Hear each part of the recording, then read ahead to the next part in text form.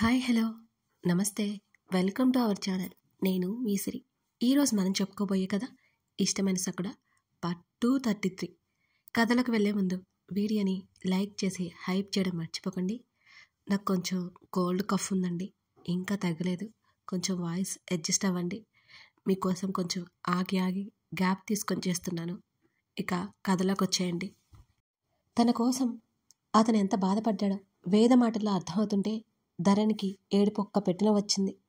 ఇక life long తను నీకోసం ఇదే టెన్షన్ మోస్తూ ఉండాలా ధరణి? మీ ఇద్దరు ఎప్పుడు ప్రశాంతంగా బ్రతుకుతారు చెప్పు అని ధరణి గడ్డం పట్టుకుని మరోసారి కళ్ళు తుడిచి దగ్గరికి తీసుకుంది వేద. ధరణి ఏం మాట్లాడలేదు. వేదని అలాగే హత్తుకుని కళ్ళు మూసుకుంది. నేను చెప్పాల్సింది చెప్పాను. మీ ఇద్దరు సంతోషంగా ఉండడమే నాకు కావాలి. నువ్వు సముదాయించుకుని మీ ఇద్దరు ప్రశాంతంగా ఉండడం కోసం నేను ఎదురు చూస్తూ ఉంటాను అంటూ ధరణి నుదుటి మీద ముద్దు పెట్టుకుంది వేద. నువ్వు నా చెల్లివి, నా రక్తానివి. నువ్వు ఇలా ఏడుస్తూ ఉంటే నేను చూడలేకపోతున్నాను. రేపో మాపో అమ్మ కూడా వస్తుందట. నువ్వంటే అమ్మకి చాలా ఇష్టం ధరణి.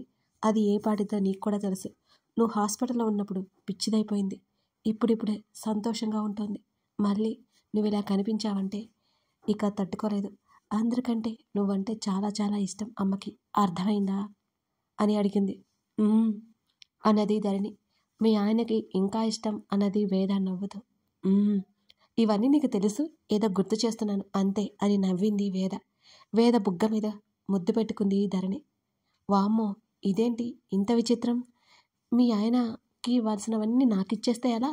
అస్సలు బాగోదు కదా అంది వేద ఆట పట్టిస్తుంటే. వేద మెడ చుట్టూ చేతులు వేసింది ధరణి. థ్యాంక్ యూ వేద అని మనస్ఫూర్తిగా చెప్పింది. ఎందుకని అడగని కానీ నీ థ్యాంక్స్ యాక్సెప్ట్ చేస్తున్నాను అని వేద నవ్వుతూ అంది. ధరణి కూడా చిన్నగా చిరునవ్వు విసిరింది. డార్జిలింగ్ పోదాం, వస్తావా? వేద అడుగుతుంటే. నీకు తెలియదు, నాకు ఆ ప్లేస్ అంటే చాలా చాలా ఇష్టం. బావతో ఒకసారి వెళ్ళాను. నా విజ్ లిస్ట్లో అది ఒకటి ఉంది తెలుసా అంది వేద.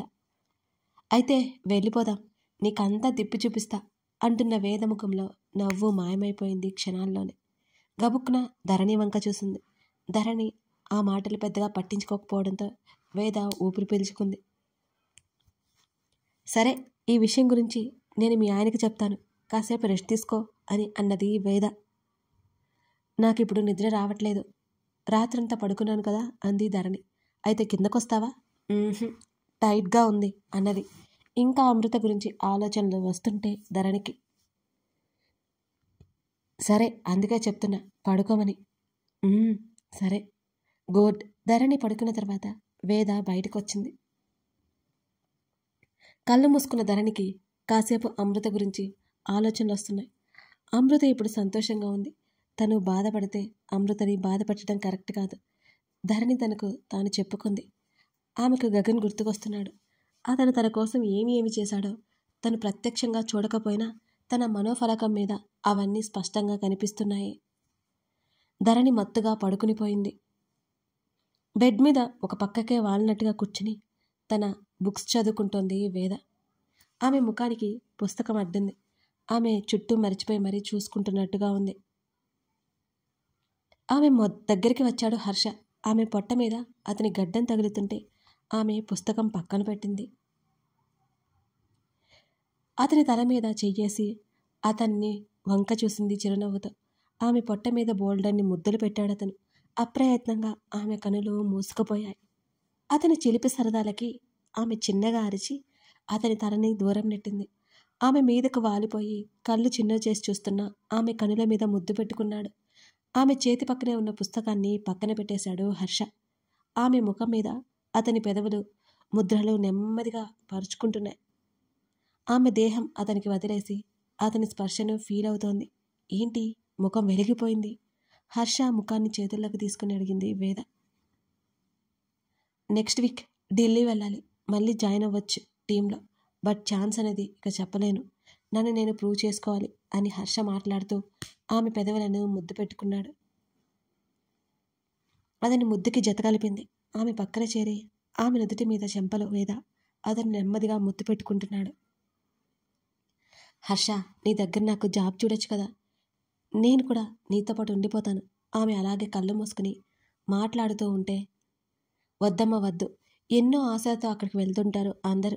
నువ్వొచ్చి వాళ్ళ ఆశల మీద నీళ్లు చల్లకు అని అంటున్న హర్ష మాటలకి కోపంగా అతని చెంపల మీద ఒక్కటిచ్చింది వేద. ఇడియట్! అంటే ఏంటి? ట్రీట్మెంట్ రాక ఏదో ఒకటి చేస్తాననా? ఆమె కోపంగా బుసలు కొడుతుంటే, హా మరి అంతేగా అంటూ కోపంతో ముడుచుకున్న ఆమె పెదవులను మరోసారి అందుకున్నాడు. ఆమె కోపం ఆవిరవుతున్నా అతన్ని నెట్టివేసింది. నీకు చులకనైపోయాను బాగా అని ఆమె మరోవైపుకు తిరిగింది. వెనక నుంచి హత్తుకుని ఆమె భుజం మీద ముద్దు పెట్టుకున్నాడు అతను. నిజమే, నన్ను వదిలి ఉండలేకపోతున్నావు, ఒప్పుకో. అందుకే కదరా ఇడియట్, నీకు అలసైపోయాను నేను.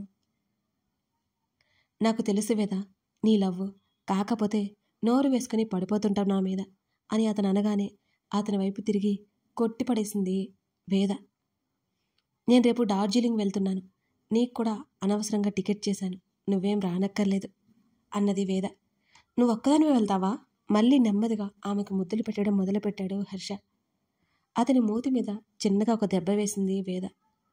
లేదు, గగన్ ధరణి వెళ్తున్నారు, నేనే ఐడియా ఇచ్చా, వాళ్ళతో పాటు వెళ్ళిపోయి ఎంజాయ్ చేసి వస్తా అన్నది వేద. అయితే నేను అక్కర్లేదా నీకు? లేదు అనే కదా చెప్తున్నాను, నీది రాతి హృదయం వేద అంటూ ఆమె హృదయం మీద మరో ముద్దు పెట్టుకున్నాడు. ఆమె పెదవులు బిగించి నవ్వు ఆపుకుంది కష్టంగా. లే ముందు. లేవను, ఒక్కడవే హాయిగా ఉండు అంటుంటే చుట్టేశాడు ఆమెని. వాళ్ళంటే హనీమూన్ కోసం వెళ్తున్నారు, నీకోసం నేనున్నానుగా, టైం అసలు వేస్ట్ చేయను అని హర్ష మాట్లాడుతుంటే, సిగ్గు లేకపోతే సరి, పెళ్ళాని దగ్గర కూడా సిగ్గుపడితే అస్సలు బాగోదు వేద అంటూ ఆమెను మాట్లాడనీయకుండా చేశాడు. అతని ముద్దుల్లో మునిగి హద్దుల్లేని ప్రేమల విహారం చేస్తోంది వేదవతి. మరోవైపు ఎముకలు గడ్డగట్టించే చలి, పళ్ళు కడకట్లాడుతున్నాయి. తన 2 చేతులను స్వెటర్ పాకెట్లో పెట్టుకుని మొహాన్ని తాగుతున్న ఆ చల్లగాలి నుంచి తప్పించుకోవడానికి పక్కనే ఉన్న గగన్ ఛాతీ దగ్గర ఆమె ముఖం దాచుకుంది ధరణి. ఆమెలో అమృత గురించిన దిగులు ఇంకా పోలేదు, కానీ గగన్ కోసం ఆమె అన్నీ మర్చిపోయినట్టుంది. కాదు, అతని కోసం తనను తాను మార్చుకోవడానికి సిద్ధపడింది. ఇక తన కోసం అతను కంగారు పడింది, కష్టపడింది చాలు. ఇప్పటి నుంచి తను హ్యాపీగా అతన్ని హ్యాపీగా ఉంచాలి. ఆమె చుట్టూ అతని చెయ్యి అల్లుకుంది. లోపలికి వెళ్దాం పదా అతను అన్నాడు. వేద వాళ్ళు ఎక్కడున్నారు? ధరణి అడిగింది. వాళ్ళింట్లో. మనం ఎక్కడున్నాం? Hotel room. ఎందుకు? ప్రైవసీ కావాలి కదా. ఆ మాటకి ఆమె పెదవులు విచ్చుకున్నాయి. లోపల ఏముంటే అది మాట్లాడడమే అలవాటు అతనికి, ఆమె నవ్వుకుంది అనుకుని. ఆమెను తీసుకుని లోపలికి నడిచాడు. అతనికి ఏదో ఫోన్ కాల్ వచ్చింది. ఏం తింటావు? గగన్ అడిగాడు. ఇందాకే కదా తిన్నాం, ఏం వద్దు. సూప్ ఆర్డర్ ఇస్తాను, ఓకేనా? ఓకే.